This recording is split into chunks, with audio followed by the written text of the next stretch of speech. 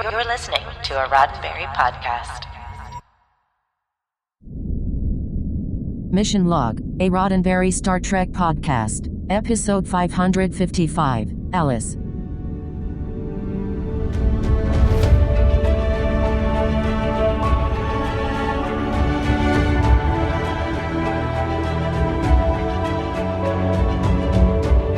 Welcome into another episode of Mission Log, a Roddenberry Star Trek podcast. I'm John Champion. And I'm Norman Lau. Each week on Mission Log, we acquire an old episode of Star Trek and hook our brains into it to see if that gets us some insight into the morals, meanings, and messages. Then, with our neural pathways fully engaged, we ask ourselves if the whole thing stands the test of time. This week, Alice, the one where Tom Paris gets a new girlfriend. She's the latest in technology, almost mythology. She has a heart of stone. She has an IQ of 1001. She has a jumpsuit on. And she's also a telephone. And by the way, B'Elanna is still royally teed off. Norman, so glad we get to do another show together. And with your increased frequency on Mission Log, makes me excited. Glad to see all the well wishes from our audience as well. Yeah, I'm glad to be here again, and I hope that this is a continuing pattern of being able to jump in for a few episodes, while I'm on medical leave, and then come back, do a few more episodes, wash, rinse, and repeat until this whole thing is whole thing's behind me. There we go. I love it. Well, in the meantime, whether you have comments on the show or just want to check in on Norman, Norm, why don't you tell people how to reach us? We'd love to hear from you. Mission Log is a conversation about Star Trek. Find us on Facebook and Threads at Roddenberry Podcasts. The conversation always continues in the Mission Log Discord with our near-daily live events and 24/7 chat about the topics you love. Get your invitation to our private server by joining patreon.com/missionlog. While you're at it, one of the most important ways you can help the podcasts you love is to leave a 5-star rating and a review at Apple or your favorite podcast platform. And always remember your comments could be used on the show. And now, here's Johnny Mnemonic's champion with this week's trivia. You got it. All right, let's talk about Alice. We have a story by Julianne Delane, and this one is a little bit of a mystery. This episode is the only professional writing credit for Julianne, and the only other relevant credit in the business is in the props department on a 2003 short film called Kept. Maybe we'll have to dig in for some more detail with one of the other writers who worked on this show, and that would be the folks who are credited with the teleplay. So we're talking about Brian Fuller and Michael Taylor. No surprise to see either of their names here. For Brian, the previous episode of Voyager with his credit is a shared teleplay with Ronald D. Moore for Barge of the Dead.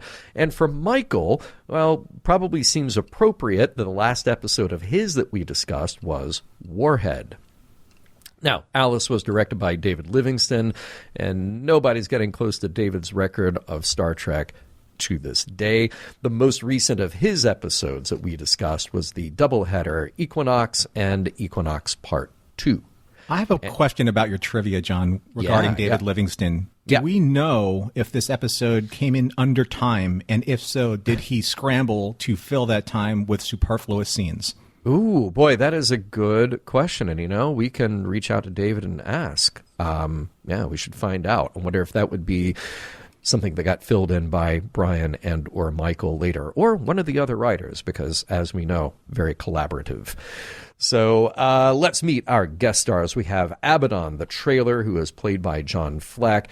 Definitely not new to Star Trek. We first met John Fleck back in TNG as the Romulan Tabak in The Mind's Eye. Fast forward a bit, and we caught him no fewer than 3 times as different alien characters on DS9, notably again as a Romulan, Koval, in Inter Arma Enim Silent Legis.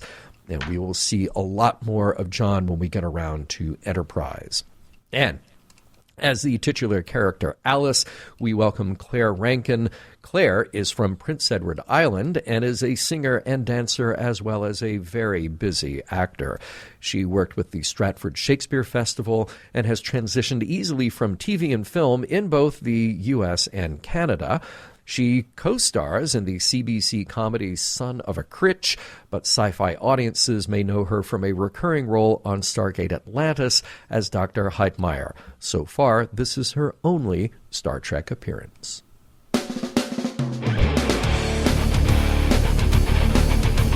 It's just another day in the Delta Quadrant, where your voice assistant is suddenly the voice in your head telling you to do terrible things.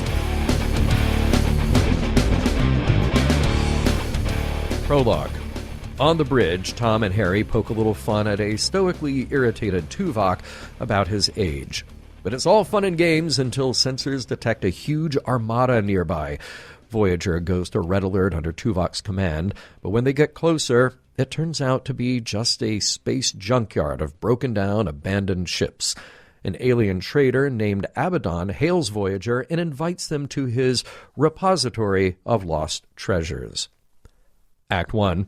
Abaddon beams aboard and immediately starts pitching his goods to Chakotay and Neelix, offering up a mixed bag of stuff in his inventory.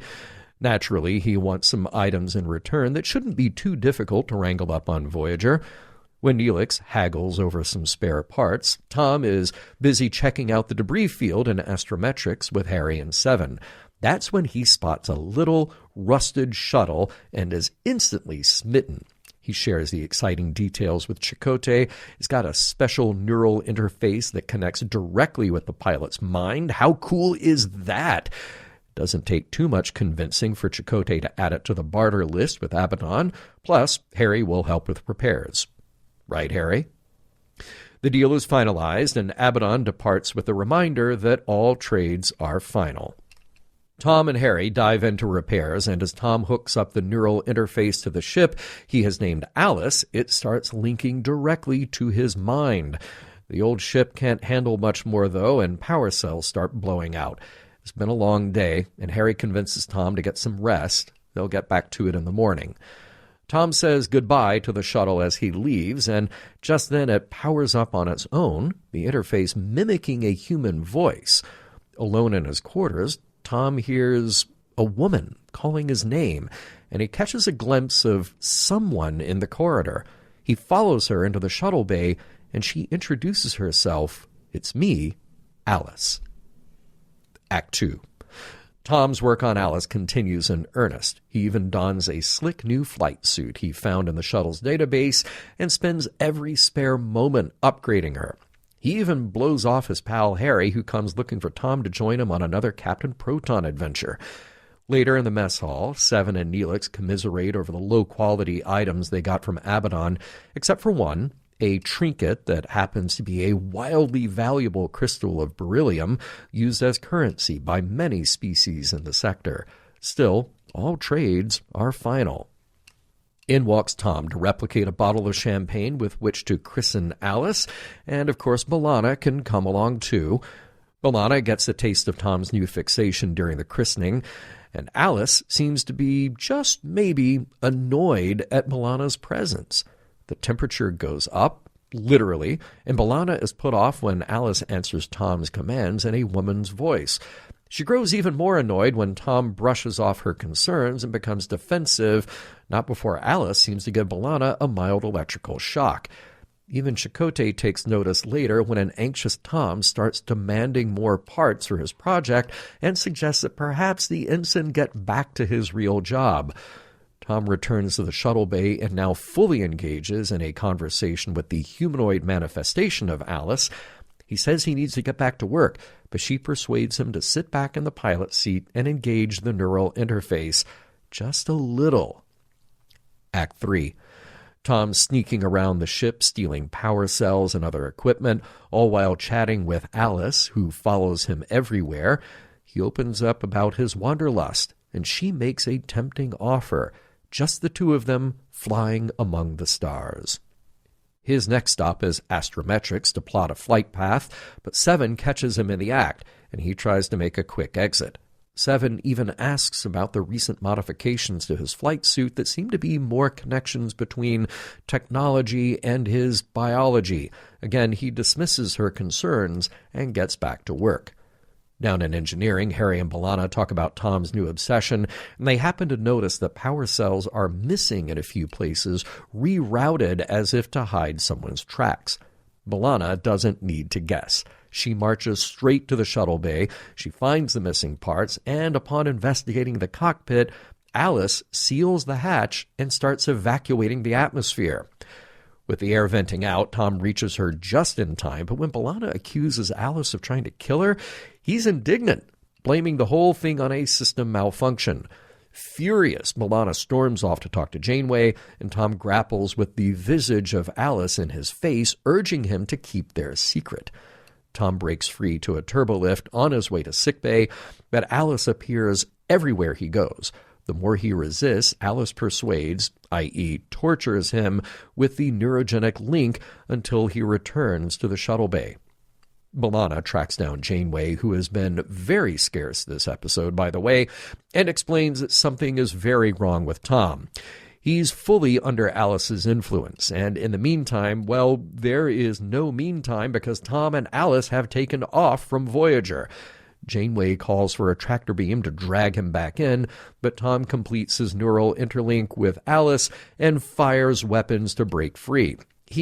They go to warp and mask the signature, throwing Voyager off the trail. Act 4. Tom and Alice are on their way somewhere, and he notes that his arms are numb. Alice tells him that he has wings now and is fully integrated with the shuttle's systems. The old Tom Paris doesn't exist anymore. Voyager returns to Abaddon's junkyard, and of course he's not interested in talking until Neelix shows off that pure beryllium crystal he accidentally traded earlier. Okay, maybe he can volunteer some information now. In short, Abaddon says the shuttle is haunted. But he doesn't get much further before a new manifestation of Alice appears to him, this time rendered as Abaddon's own alien species, and cuts the conversation short by zapping his neural pathways. Fortunately, the Doctor can revive him and gets rid of the telltale neurogenic link. Abaddon resumes his story. Alice needs a biological component to be a pilot, but he was insufficient. Enter Tom, a real pilot, and Alice wants to use him to go home. And where is that? Well, Seven has it figured out in astrometrics. It's a particle fountain. Pretty and dangerous, with Janeway remarking that the Federation has lost more than a dozen ships in similar phenomena. To Alice, it's home, though, and she's dragging Tom much closer to it. Act 5. Voyager catches up. Janeway hails Tom, pleading with him to come to his senses, but Alice's influence is too strong. Janeway's pleas with Tom make no difference to Tom's determination. A volley of phaser fire from Voyager fails to wave them off from the fountain, and the Doctor says the battle is driving Tom's neural functions into disarray since he is linked to the ship. Tuvok suggests that he could send a shutdown sequence if only he could get a signal in if undetected. They'll need a distraction. So the Doctor hooks B'Elanna into Alice's neural interface to reach Tom, and she confronts him in a vision, trying to pull him back. Caught between Alice's commands and B'Elanna's voice, Tom is momentarily torn, giving Voyager a chance to lower Alice's shields and beam him back to safety. As he's ripped away, Alice is left hurtling toward the fountain, destroyed at last. In sickbay, Tom's sheepish but grateful to be back, promising B'Elanna that he's done with obsessive projects, especially when they come with a neurogenic interface and murderous intent. The end. So now I got to pull John away from doing his due diligence of being so mechanically connected to the recap, which was fantastic. So now we're going to get into the observations because there's a lot to say. I hope you enjoy what we have to say because we're going to say it anyway, right? We're going to say it anyway. Well, look, I think we can all agree that Tuvok looks great for a man over 100. I think that's the first and foremost. And I really like that Voyager stuck to the idea of him being a much older Vulcan, because Vulcans age at a different rate. I think, we saw Sarek living until like 200 plus.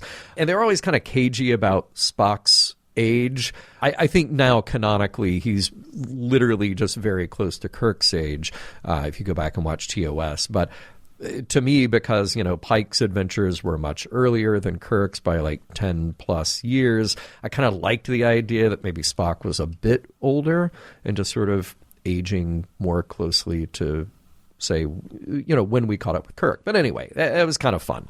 I mean, he is half human, so he would age appropriately to his genetic structure. Right. Very true. If I may actually myself. Yeah. Well actually. done. Actually. I love how Tuvok is irritated in this kind of way that a parent would be irritated reading the paper while his kids would annoy him, because that's kind of like what Tom and Harry are. In some of the episodes that I've covered recently, especially the one where Tom and Harry got in trouble for getting into a fight.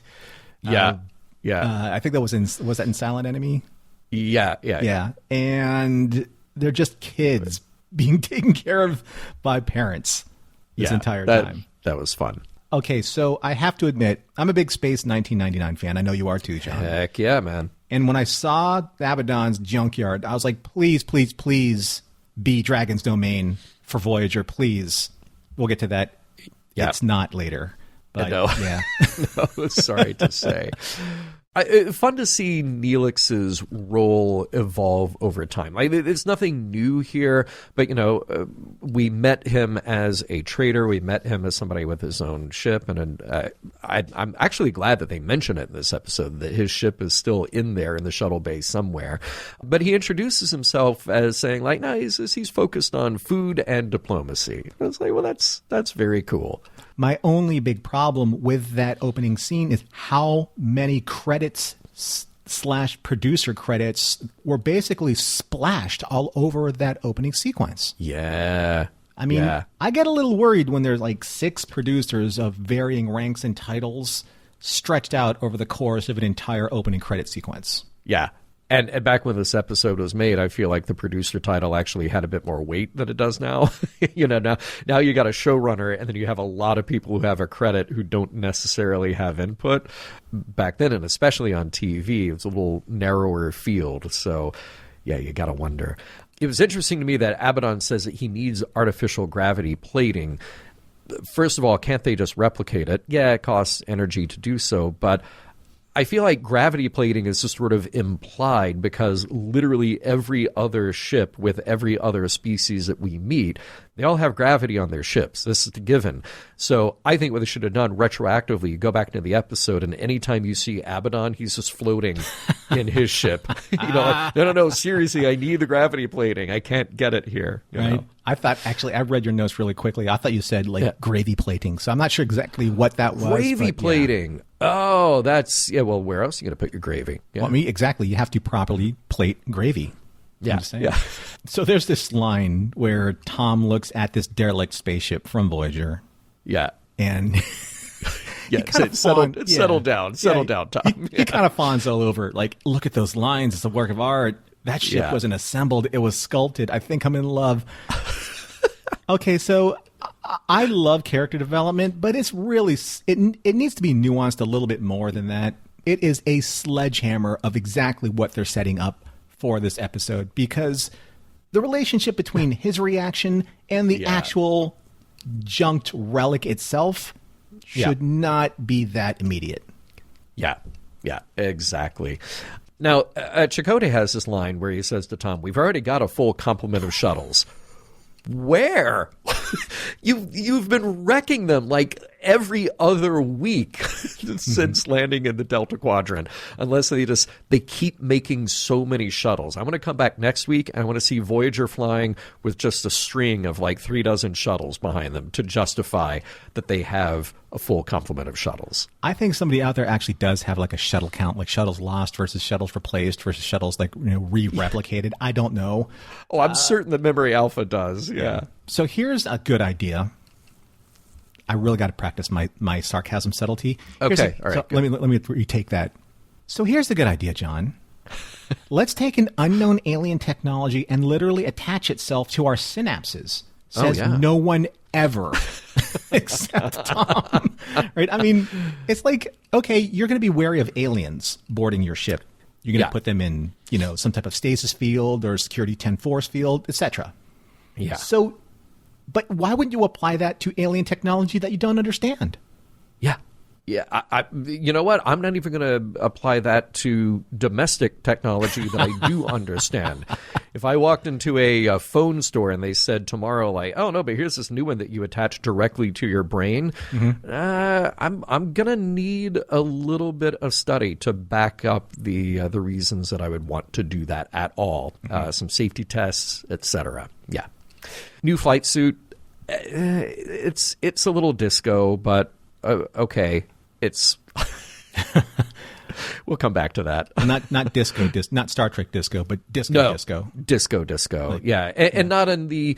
It's. I feel like if you're gonna go really over the top with it, like just go ahead and give it a Buck Rogers 1979 kind of look to it. But this is a weird, like, just we had a bunch of kind of dark gray satin, so here. Now I'm thinking knights in white satin, but it's now knights in dark satin. Right. So Tom wears this mechanic's jumpsuit, right, when he's servicing a classic car in a holodeck with his own tools. Yeah. But he doesn't replicate a grease monkey suit when he's doing actual garage level mechanics. There we go. And he must own it because the clothes in the holodeck are real. Because we just saw, we got Harry coming out in the Buster Kincaid outfit. And by the way, poor Harry, all he wants is just a little time in a black and white 1930s serial fantasy with his best friend. And Tom tells him to take a hike. I feel bad. Oh, and by the way, it's at this point in the show that Tom finally starts to include B'Elanna. She's just so used to him blowing her off. I kind of wondered, when is she going to turn up in the episode again at all? So it's like, I'm not surprised while, they're not working as a couple on paper. I'm not even sure if they're working as a couple on screen because Tom is literally taking Alice's needs into consideration over B'Elanna's in like literally less than 24 hours of working on this ship. Yep. Right? It's all about Alice this and Alice that. And there are some pretty cringy scenes, with what's going on with Alice and B'Elanna and Tom. Are they a couple? Aren't they a couple? Yeah. But for me, he is a straight up whole period in this scene. Yeah. Now, I feel like I have to keep reminding myself, all right, at any given point, after Alice has come on board, and as soon as he has touched the neurogenic link, there is something that has changed his personality. But it's also kind of the question about, like, if somebody has too much to drink, is that changing their personality, or is it just revealing their personality? You've made this point before. It'd be interesting if you're going to continue this thread later on. We shall see. I am interested. B'Elanna, a little heavy-handed with that champagne pouring. Speaking of having a little too much to drink, Watch the upholstery, man. Watch the upholstery. Right. So here's the rule: half-glass pour. Allow the bubbles to fill the flute. This is what you do. I mean, this is standard Klingon finishing school training, right? So no cotillion for you, B'Elanna. That's cotillion, and that is for you, Jessica Lynn Verdi. Nice. Nicely done. I do have to say that, even with the disco flight suit, Tom actually does look scruffier here than he ever did in 30 Days. Like, if you remember the end of 30 Days, he was like, you need to shave and straighten up your uniform. Like, he just looked like Tom anyway. In this, he actually looks a little more disheveled. They let the beard grow out a little bit, so good. I have not a new segment, but like a new catchphrase, if you will. It's the hey look phrase. Oh, okay. Hey look, I'm seeing something I shouldn't see and talking to someone who isn't there. I wonder if there's something psychologically wrong with me. Also, hey look, I'm hooked into an alien technology that I know is mentally affecting me in some harmful way. Maybe I should talk to my beloved B'Elanna about that, or the doctor, or the captain. Yeah. Nah. Yeah. No, why would you do that? Yeah. I thought it was a really good moment to have Seven question Tom's enthusiasm for merging man and machine. That was potentially also a much more interesting scene if they had kind of stuck with it and let Seven be a bigger part of this journey. I thought that could have been cool. Also, a really good, subtle, like easy trick, but a good blocking moment, having Alice just disappear when Seven turns back and walks to the console in astrometrics, because the way it's blocked, Tom's on the other side, Seven's kind of in the middle, Alice is on the other side, and then Alice turns after the camera follows Tom. Just a glance. Nice to see that happen. It's David Livingston. That's signature stuff. Yep. Hey, look. B'Elanna is upset that Tom is ignoring her again. Must be a day that ends in Y. Yeah. Yep. Just making sure everybody remembers that this is Voyager. That's the thing that's going to happen. Also, just so you all remember that it is Star Trek, we have power fluctuations at 4.7%. There's your 47 for the week. And I do, honestly, I love the Ferengi 5 stages of acquisition. And I had to wonder if Ira contributed at all to this. But it's great. It's very much in the same vein of what he would come up with anyway. Infatuation, justification, appropriation, obsession, resale. The cadence of that is great. I like the idea of it. I also miss that B'Elanna and Harry are having a scene again, and he kind of bro apologizes for Tom. Yeah, boy, he does. Hey, look, it's all good. You're fine. We're all fine. He's just going to get over it, and then you guys are going to go back to your relationship, whatever that is. But you're cool. He's cool. We're all cool. I'm like, no, man, that's not how this works. That's not cool, and that's not being the good friend here. Yeah. Good makeup, kind of cool. The CG effect that they did on Tom's forehead while Alice is torturing him, I thought that was a nice looking effect. And of course, as you just pointed out a moment ago, other crew members walking by, they kind of glance, but they don't stop or say anything while Tom is screaming at no one in the corridor. At timestamp 27, believe it or not, 47. Oh, there we go. Nice. So Tom bursts into Alice using kind of like the little hangar door and says, "What are you doing here?" But the ADR is so obvious, like like a bad overdubbing in a kung fu movie. Yeah, because Robbie was actually saying something else, and I wonder what he was saying as he's bursting through the hatchway. Interesting. That's a good question. Yeah, maybe the original script has got that. Also, Tom, don't gaslight the person you supposedly love, because that's bad form. Also, writers, don't write a character gaslighting the person they are supposed to love, because that's also bad form. Yes, good point. Now, I do love the moment that B'Elanna goes to finally seek counsel with Janeway. Welcome back to the show, Janeway. And Janeway's first reaction to B'Elanna is like, well, you and Tom pretty much fight all the time, so I got nothing. Oh, and Janeway, also don't gaslight the person who is placing their trust in you and brush off their obvious distress. That's also bad form. There's a pattern here. Yes. Yeah. Hey, I was very delighted to see the return of something that I haven't seen in a long time. Remember how you go to Six Flags when you were a kid, and at night there's vendors walking around selling those bendy neon glow tubes? Well, now Tom's got them all over himself in that flight suit. Very exciting. So Alice says in that exact same scene, "We're one now, Tom. Think of what you want me to do, and I'll do it." That is some very interesting 90s level phrasing going on. In that. Right. Yep. Especially with Tom. Yeah. Now, we get to see a bit more of Abaddon when he's spending time on Voyager, and when he's in sickbay and he kind of lifts up, that's when you get a really good look at the back of his head. And I just had one question. How does he sleep with that big conical skull? It's a cool makeup. It's very creative. But when he lifts up, I'm like, well, you just have to have a pillow with a hole in it. That's that's the only way you're going to be able to lay down at night on your back. Looks like he went to sleep on his big pillow. And if you know that, good for you. Is it me, or when I hear the word beryllium, I hear Gwen DeMarco saying, "Computer, is there a beryllium sphere on board?" Ooh, good. Okay, nice. Some deep cuts here. Speaking of deep cuts, Alice says, and Daedalus fashioned wings from wax and feathers and used them to escape his prison. Tom says, that's one of my favorite myths. And Alice says, I know. how does she know that if Tom has never mentioned it to her before? Which means she's biogenetically tapped into his mind. And actually, for historical sake, the moral of Flight of the Icarus is pride goeth before a fall. So take that as you will. Yep. When Abaddon collapses onto his big pillar.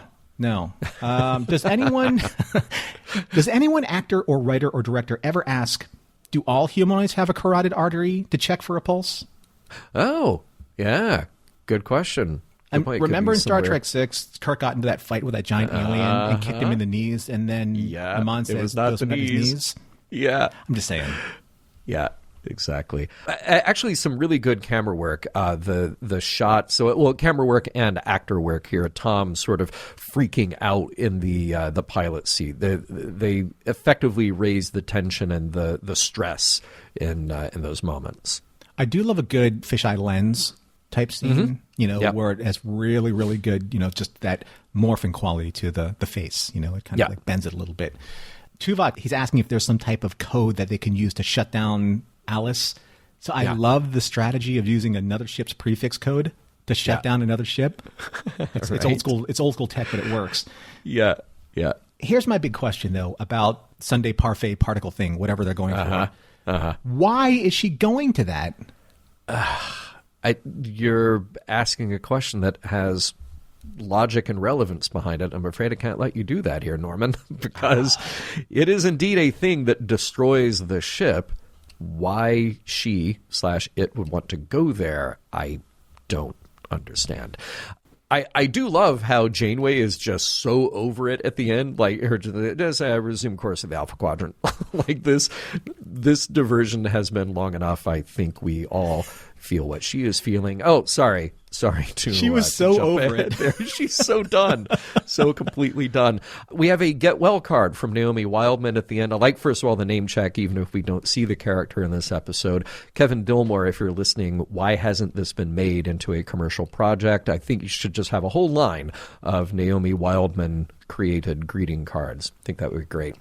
And by the way, I don't know if you noticed this, the moment at the end that Tom describes his experience as if he was sleepwalking and then woke up, kind of like maybe the Borg experience that we talked about in Survival Instinct. What are they feeling? What are they experiencing? Maybe something like that.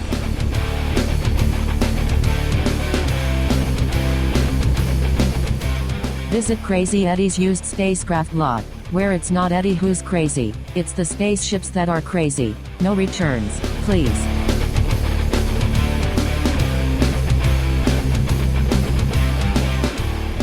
This is not one of those episodes where I've done what I've done a few times before in Mission Log, where I just, instead of taking notes, instead of writing out complete thoughts, I just had like questions like, why did the character do this? What are we supposed to take away from this decision? I didn't do that exactly, but I just had these almost like bullet point items of, well, maybe the show is trying to tell a story about this one thing, but then they don't. Mm-hmm. Or maybe they're trying to tell a story about this other thing, but then they really don't. And I feel like those are topics that maybe you expounded on a little bit more. So maybe I'll just start with one. I'm just going to grab one of these here. And that is, all right, maybe the show was trying to do something, say something about AI, runaway technology, man versus machine, that kind of thing. But I really felt like what they ended up with was more the story about the haunting as a malignant force. Like, it wasn't, well, here is a technology, we should really be reflective about how technology works, and it said, no, it's just like, well, this is just an anomalous thing now that has a mind of its own. There is a description that I read somewhere about Brannon, speaking of people who may have had a hand in the show outside of the people who are actually credited, saying that he thought about this like Stephen King's Christine. Like, there is literally a haunting in the machine. All right, but it's not really a Star Trek thing to have a haunting force, like a spiritually haunting force in a thing. But I feel like this episode doesn't really know what to make of the that. enchanted candle enters the chat. Oh man, a whole other show. Yeah. So I'm curious, and I don't. Again, I feel like this entire discussion I'm going to be getting ahead of myself because I kept going back to Warhead, which we did not that long ago on Mission Log, and I feel like Warhead was such a strong episode, even for its weaknesses. There are a lot of ideas to be dealt with in that. This, I feel like, okay, AI is a thing that exists here, but I don't really feel like the story is about that. So what is your take on this episode's take on AI? I think it was getting certain things right up to a point until they started to convolute the storyline with, oh, by the way, this would make a good idea. What about this? And then taking there's a lot of by the way in this episode. Exactly. Yeah. If we focused on Tom and then this steady and earned decline, like mentally and emotionally, and the connectivity that he's losing with reality, while Alice is actually becoming the more superior and dominant force, that's governing his decisions, then you can see the addiction storyline, clear as day with a little bit more clarification and structure. But now you're like, okay, am I rooting for B'Elanna in this episode? Because now she's part of this equation. Am I rooting for Harry in this episode? Chakotay has a point because Tom is neglecting his duties, but we've seen him do that before. So there's nothing really so far in this episode that Tom hasn't grown past. And we're waiting for him to grow past certain personality issues, this being a very good opportunity to do that. But we're kind of repeating the same kind of issues again. Yeah. Right? Yeah. Well, okay, and let's go to that because, look, Tom has been a difficult character to, I think, get our arms around because I feel like the writers haven't quite gotten their arms around what Tom needs to be at this point in the series. We are into the penultimate season. We're in the next to the last season of Voyager. We have had 5 years plus now with Tom Paris. And early on, it looks like they had figured out the arc. Like, vaguely criminal, a little bit of a rogue, whatever. But now he's on board. Now he's found discipline. Now he's found friends that he can connect with on a human level.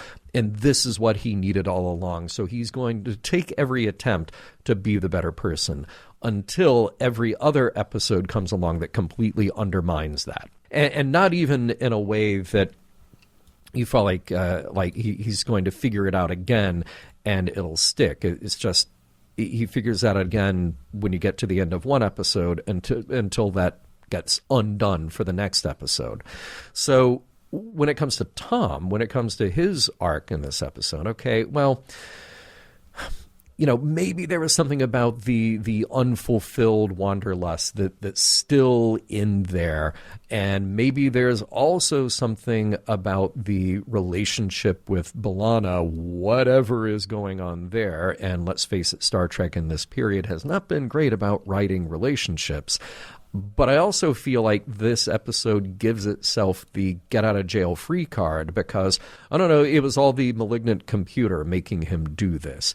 Now, it tapped into something that might have been there, tapped into some perceived thing still floating around in his brain, like Voyager isn't quite good enough to fulfill what I want. B'Elanna isn't quite good enough to fulfill what I want. So now the computer reacts by creating this hyper fantasy of what he does want. Mm-hmm. But it's all manipulation. I think you actually hit it in a much more interesting way to say that the addiction metaphor there is probably a more satisfying way to go. But I'm not even convinced that this episode gets that right. That's because we've seen this story before. It was the story where that alien shapeshifter comes on and kind of appeals to Tom's wants and needs for looking for the greener grass on the other side. And he in that episode, he's working on a car with this person, right? Yeah, and he's right. And he's keeping B'Elanna out of his personal space until he, at the end, finally does give her a ride in the car that he's restoring. It's the same architecture. So that's why when you watch an episode like this, you know, like you say to yourself, I've seen this somewhere before. You've seen it in the same series. Right. And not that long ago. And if he hasn't learned anything from that episode and they're repeating the same beats in this episode, it's fair to assume that this character in the next episode, Focus, Tom, is not going to learn anything in that episode. So what are we doing with our character growth here? Yeah, well, the answer is not a whole lot, because I could take that same question and apply it back to, okay, what is the relationship with Tom and the rest of the people on the ship, his friends, you know, like Harry. All right, well, here's another example of Harry just sort of getting pushed out and doesn't have any influence over the Harry who is being manipulated. His friends have given him a pretty long leash for his totally erratic and bad behavior now for a long time. See also 30 Days. But there's really no new ground tread here with any of that. Even looking at Tom's relationship with the rest of the crew, whether it's personally or professionally, I don't really see any new ground being gained here. And personally, you know, go back to that relationship with B'Elanna, and it's literally the same arc, as you just pointed out. He ignores her. She gets angry. He gets defensive. Time to wrap the show up at time to wrap the show up in Act 5. They make up, cut to credits. Right. I'd like to take an opportunity to soapbox a little bit, because we're kind of getting to that point, I think. I would love that. Because that's pretty much blown everything that I had to say, which is really those quick hit observations. I'm finding it difficult to deep dive into these specific topics. So if you got a soapbox, here you go, sir. Insert sound effect of box being slid across the floor. You now have the floor. Well, I want to be fair about, you know, the feelings towards Tom, like your feelings, my feelings, and people out there that are actually on board with the Tom Paris character. Please let us know why, because I really would like to know. I would like to have that conversation, because I just don't get the Tom Paris character at all. He's inconsistently good at being an officer. Inconsistently good, right? He's inconsistently good at being a friend or being in a relationship.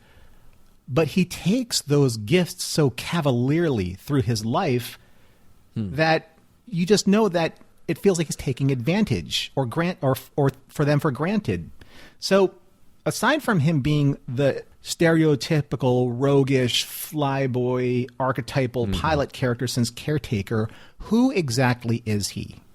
What has he become in almost 6 seasons? Now, I'm going to be fair. I dug around here and did a little bit of research. He has great, solid character moments in certain episodes. The episode where he and Harry went through the chute in the chute. Great episode with them. Solidified their relationship as friends. But where has it gone from there? Or confessing that he was in love with B'Elanna when they were running out of air in their environmental suits before Voyager saved them. Where is that Tom in this relationship? You know, and there's a handful of exceptions, you know, where, Tom did. I mean, obviously, I can't remember. They brought an alien race back that saved him from, from Voyager and the Kazon when he came back and put his life on the line, you know, with Seska. Oh, right. Yeah, sure. Okay, but exceptions don't make the rule, no matter how many of them that you have. You know, you want to see a little bit more character arc there. So where does this leave actual character growth?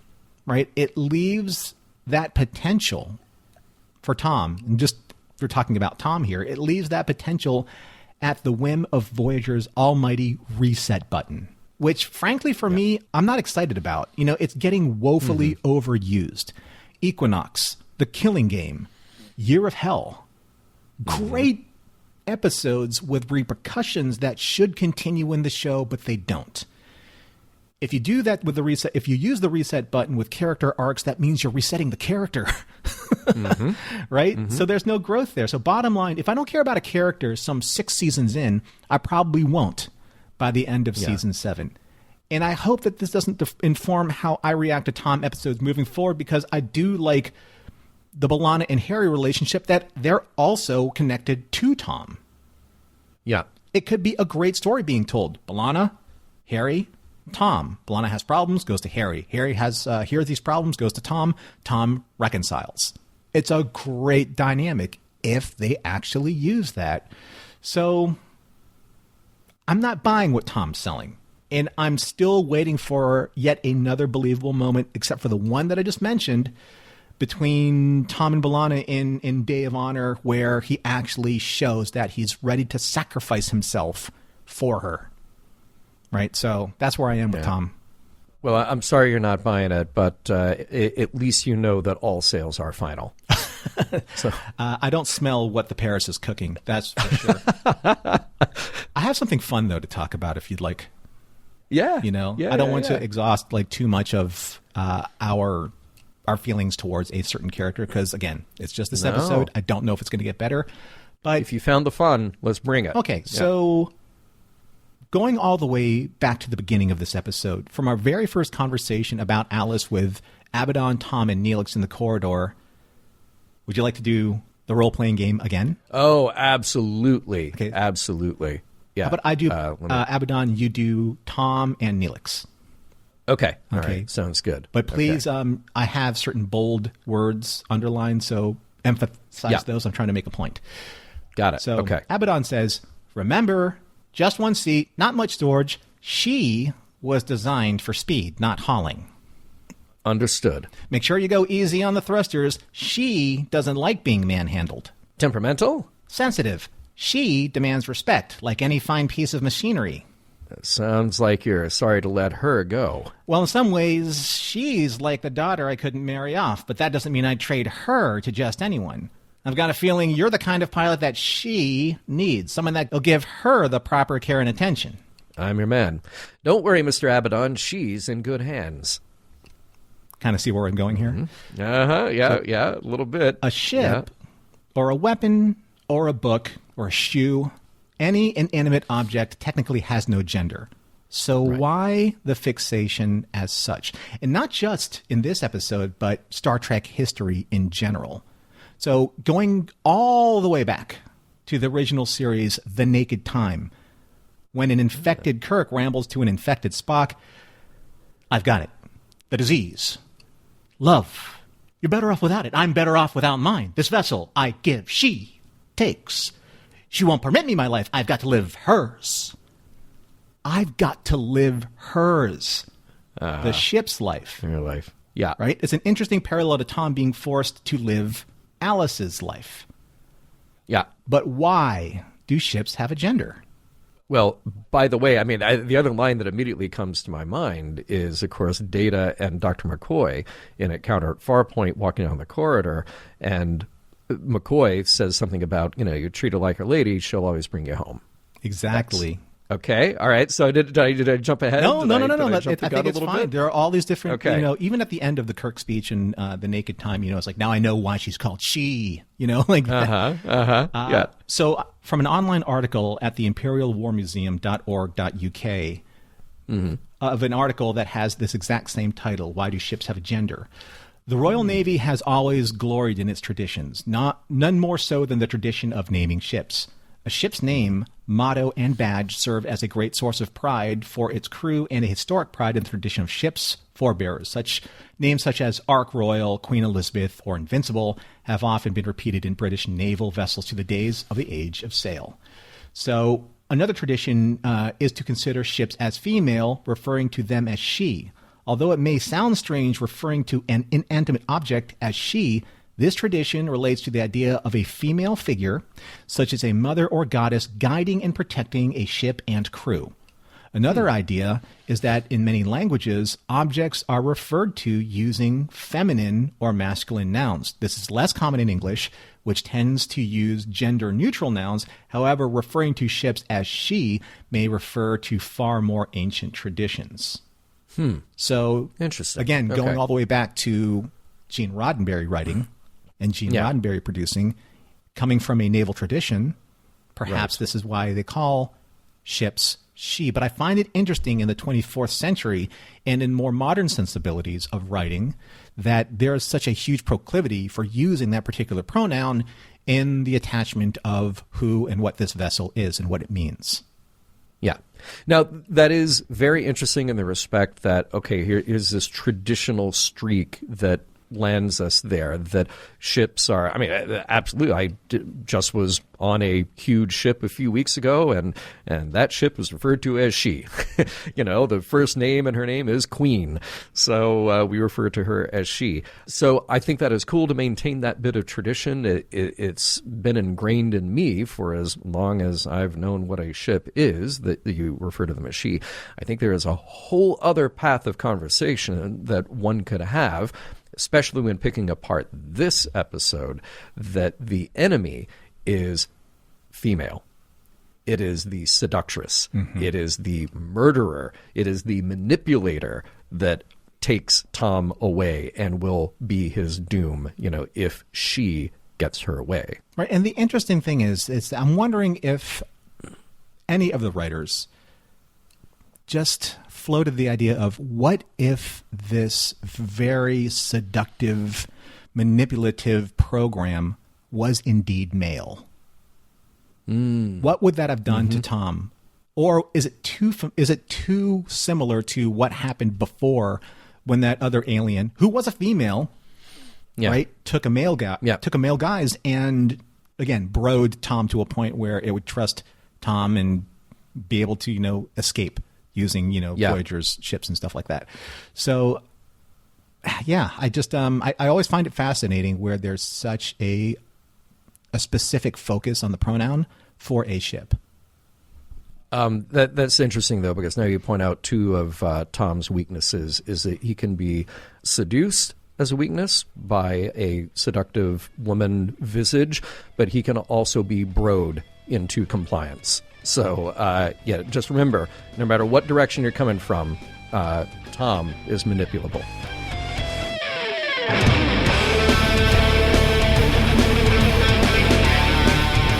Deep down, what does Tom really want? To become a lizard? Or to have a shuttle whose computer manifests as a woman? Why not both, Tom?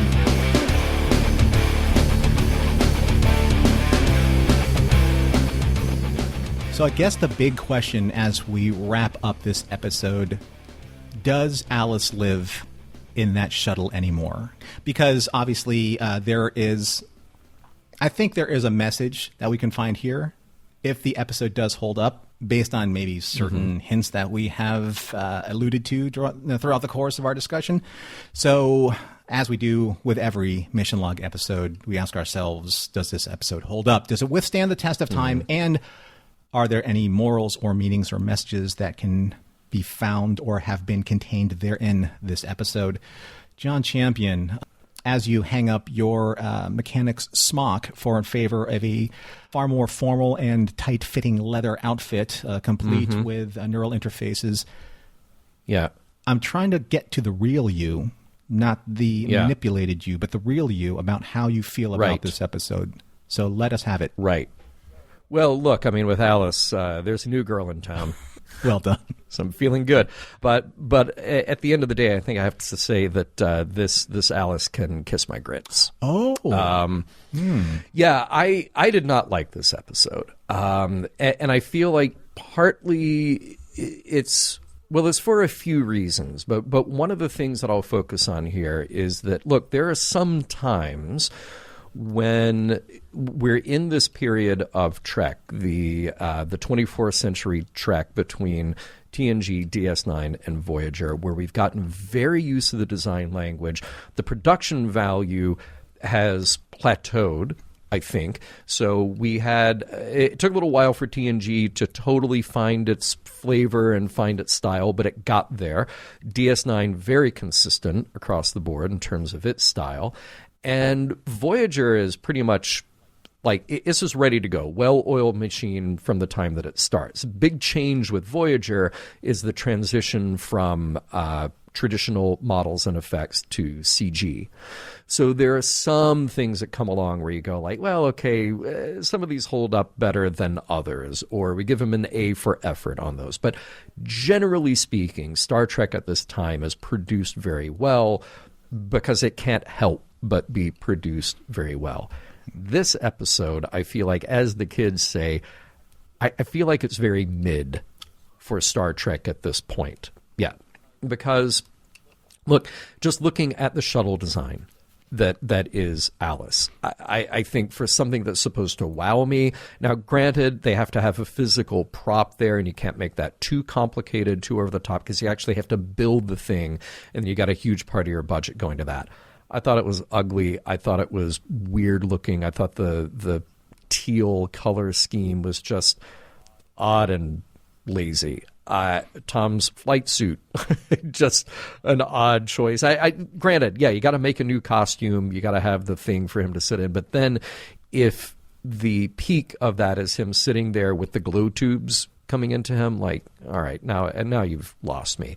I thought the effects were not great either. So there's a lot here just from a production standpoint that I think doesn't really elevate this one, or at least achieve a point that you can say, okay, that's fine. That's still the best they could do at the time. I also feel like from a story point of view, from a character point of view, we're just treading familiar ground, but we're doing it in a less interesting way. Now, it's not that what is happening here is particularly bad or totally irredeemable. It's just that it's inconsequential. You know, Tom is the same Tom starting with the next episode that he has been forever and ever. Tom goes through this thing, but as soon as you unplug him from the ship, he's Tom again. The technology that we are introduced to in this is gone and destroyed in the cosmic particle fountain. So again, inconsequential. I'll beat a familiar drum from our TNG days on Mission Log. It's that here we are now very aware that we're in season 6. We only got 2 more seasons, full seasons, and we're a few episodes in, so a little less than 2 full seasons. We've only got that much longer to go until the end of this series. So why would we waste our time here? There are just more interesting stories to be told. And if we're going to take a chance here and realize that this thing is probably going to wrap up in the next year or 2, as surely the writers, producers knew, let's take some chances with these characters and not just reset them every time we get to the end of an episode. It also seems to me that for this episode to be relatively early in season 6, well, they had a little time over the hiatus to let the script gestate a little, but they didn't really do that either. So I'm quite disappointed in what we end up with here. What about you, Norman? Very, very well articulated there. And it's not that I don't disagree with what you're saying. Maybe just watching this episode caught me at a different time than, say, an Equinox would catch me, or episodes in the past where I would kind of like throw down some serious thunder when it comes to episodes like this. So you would bring the fire. I would bring the fire. I mean, it would be cold and it would be fire. Yeah. So does this episode hold up? Yes. Whoa. All right. Lay it on me. So I can't wait, because this is what I love. I love to hear a well-reasoned argument against my opinion. Okay, so yeah. I'm going to put like my feelings of this episode, first of all, in kind of like visual context.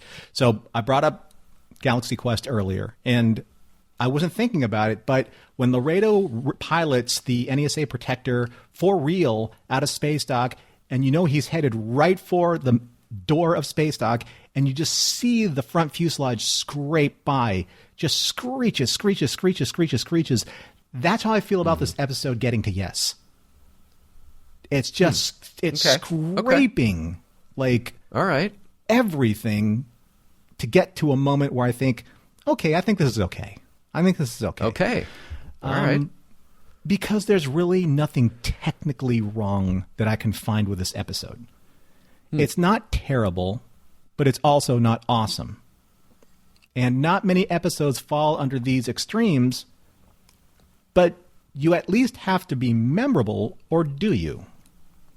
I'm kind of in this interesting space right now with my fandom. Maybe that's the problem with fandom expectation today than in the late 90s, because there's so much content noise out there. Unless you are metaphorically screaming at the top of your marketing lungs to garner attention for your show, afloat in a myriad of series on your own streaming platform, competing against not only your own platform, but the entirety of every other streaming platforms out there who are suffering the same dynamic internally as well. Will you stand out? Will you be memorable? But in 1999, sometimes an episode of TV is just that. It's just a paycheck episode. Right? No more, no less. Right? Some will hit hard. Right. Some will miss spectacularly. I don't think that's this episode. But then again, I ask myself, what is worse, being forgettable or being notoriously memorable? Tuvix, I'm still looking at you. There you go. Threshold. Looking at you. Still looking at you. Yeah. But this episode doesn't really commit any egregious sins. Save Tom, and I know you liked it, but save Tom's truly terrible beard come Acts 3 and 4. I'm just saying he looked more convincingly disheveled than he did in 30 days. 30 days, he gets the order to clean up, and I'm like, he just looks like Tom always does. True. Yeah. At least they went to some effort here. My old boss used to tell me, do you want to be comfortable just sitting behind a desk pumping out work, or do you want to take a risk and make yourself famous for what you do for this company? So personally, I like that kind of a challenge. I mean, I think that people out there that are listening to me, they're like, wow, Norm, I really want to get into this with you right now. I love that. I thrive on that. But sometimes riding a desk and doing a predictable 9-to-5 job, it gets you paid all the same. Right? It's the same paycheck for the same amount of work or little or less work. So my issue with this episode is actually Tom Paris and not Robbie Duncan McNeil. I love Robbie Duncan McNeil. Ever since Masters of the Universe, I've been a fan of his, right? But the character of Tom Paris. Now, if you were to ask me who is Tom Paris 6 seasons into this show, I'd probably describe him as the same character we met in Caretaker. And that's it. Right? From my perspective, he's truly had little to no growth at all. Again, the exceptions to the rule we mentioned before, and that's fine, but they are exceptions. His character is purely reactionary. And sadly, as we mentioned before with the reset button, he doesn't retain whatever lesson is learned within the character arc of the episode. So, like we said before, his character gets reset to the next focused episode of his character, then that gets reset. Yeah. And especially when it comes to B'Elanna and that relationship, remember, I haven't watched Voyager in any kind of like consequential or sequential order, and not in the way that we watch it. John, for these specific points or our dialogue. Any reaction I have to Tom or any character for that matter, it's purely my first reaction to seeing this character for the first time around, first time through. I don't have the education of fans that have speculated on his character for the last 25 years. So when I see a show, when I see an episode and I see a character, whether it's Janeway, Tuvok, Tom, Harry, any of them, that's how I feel about that character, because I don't have the luxury of speculating what a lot of people have speculated and how these characters progressed and maybe, and I don't want to insult anyone here, maybe convince themselves that these characters have evolved when they really haven't. Or maybe infuse things like books or magazine articles or, things that are outside the historical canon, quote unquote, that has not been smoothed over, for the show. So that's where I'm at right now.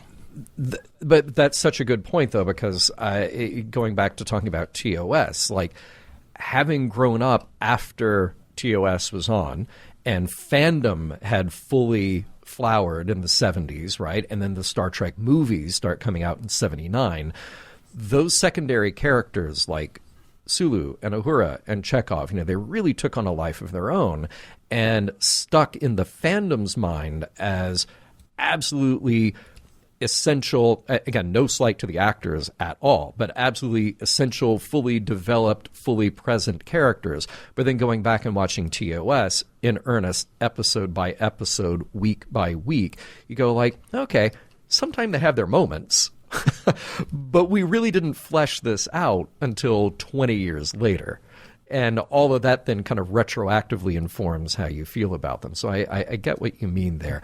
Thank you for your very well thought out and very well reasoned explanation about why it does hold up. I'm going to still stick with my with my assessment that it does not, but that's why I love having this kind of conversation. Now, look, morals, meanings, messages. I feel like I kind of go back to my notes in the previous segment that this episode walks right up to the line and sees some interesting ideas on the other side of the line, but doesn't really take time to ruminate on them. It's more about just what's happening with Tom, how long before the rest of the crew figures out what's going on with Tom, and then how do we untech the tech so we can beam him away, disco suit and all, and let the tech explode in a fiery crash inside a fountain. So I feel like it's a very technology-driven episode, but you do have some character stuff going on, which I can't feel too heavily invested in because, again, Tom is being manipulated.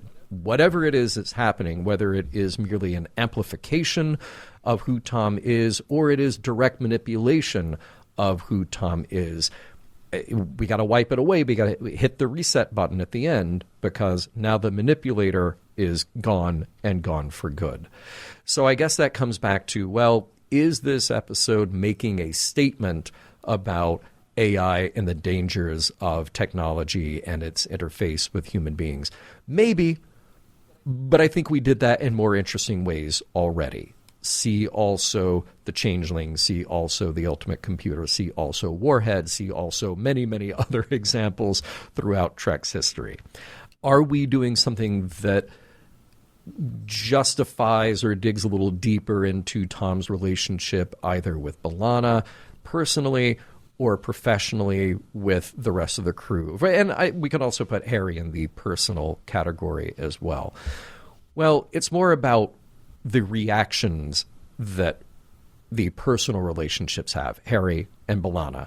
And I feel like even with them, it's not a crisis until there is something that is actually threatening the ship or threatening their lives. Otherwise, it's kind of have a hands-off, like, it's just Tom being Tom. We'll continue to give him this long leash, and, well, we know that he's a rogue, but he'll snap back eventually. So I don't really know that we're gaining any headway there either. And I guess maybe if you had to put any sort of trite phrase on this to give it a moral meaning message, buyer beware. Also, get a medical checkout before you hook anything into your brain. So, Norman, exactly what else have you got? Maybe my morals, meanings, or message, conclusion here is something that informed the reason why I think this episode actually does hold up. I think they work a little bit in concert. Good. For me, I guess my message that I found was what happens when you lose perspective because you're not the only one who's affected by your downward spiral. Okay. What was happening to Tom resonated with me in a very specific way. So pour yourself a wee dram of whiskey or warm milk or whatever gets you in the mood because it is story time. Yeah. All right. Okay. Tom's experience stirred up a lot of memories of mine playing World of Warcraft. The online addiction that is unhealthily intoxicating because the fallout on you personally because of that intoxication or those around you was for me and maybe for some people are or is still real. For those who played the original vanilla back in 2004, as I have, and staring at those seemingly endless XP bubbles during the winter-spring grind from levels 59 through 60, you know that grind? If you played, you know what I'm talking about, the Mini Yeti side quest or the 60 Mount daily grind if you're a hunter. Or when you were literally throwing things at a wall because you took a vacation day that you could play a full 3-day weekend, only be queued and locked out because your server went down. You know that anger when you played original WoW back in 2004. You know how long it took. Well, back then, until that grind, I never knew how that kind of self-imposed isolation and addiction affected me. I literally lost a day of time because gaming in a nearly windowless room on my, I think it was like a 15-inch MacBook, when it first came out, I lost a day of time. And I thought that sunlight was coming up for that morning. It was coming up for the next morning. I lost 24 hours playing this game. Wow. Right? Holy The cow. addiction to keep going, to get that next experience bubble, to get that next piece of gear, to give the grind that much more of a DPS boost, to feel like you're getting closer and closer and closer to getting that next bubble, to get that carrot and not realizing the stick is also keeping you at the same distance as you always were. That was Tom in this episode. And what he suffered and who suffered with him, that happened exactly the same way.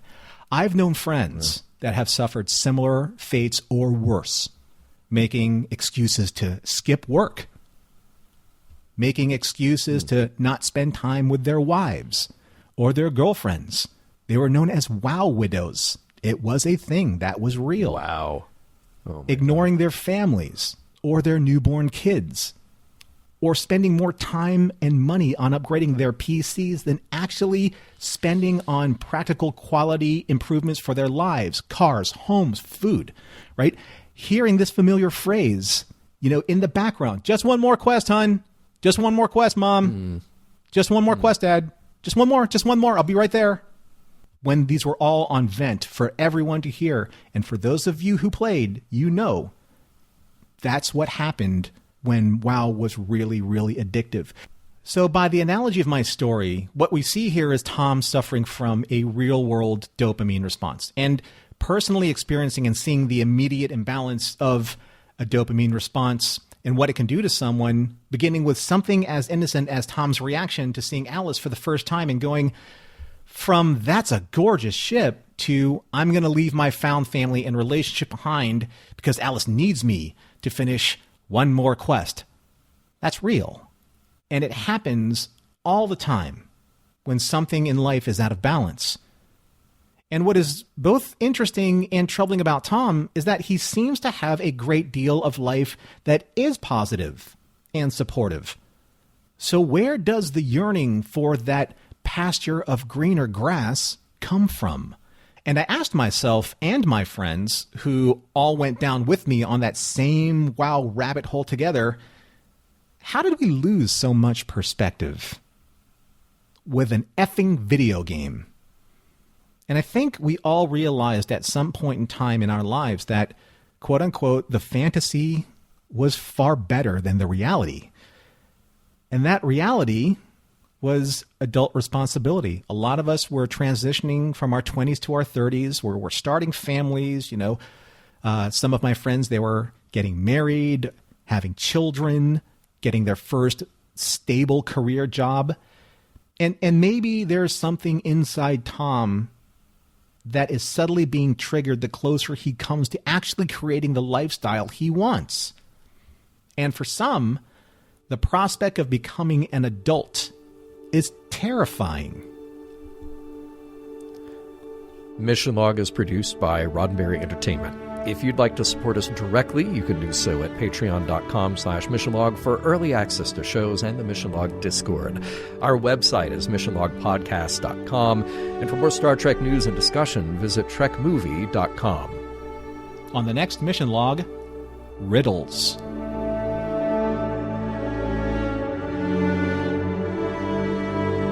Some of the music for Mission Log provided by Warp 11, online at warp11.com. Special thanks to consulting producers, Matt Esposito, Homer Frizzell, Rand Hurl, Tom Kozak, Julie Miller, Mike Richards, Mike Shadwell, Paul Shadwell, and David Takechi. Whoever sponsored this episode's original broadcast, I am guessing that they probably weren't trying to sell self-driving cars. Good call.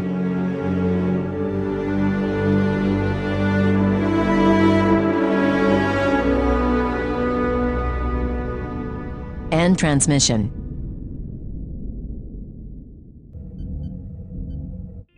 This is a Roddenberry podcast.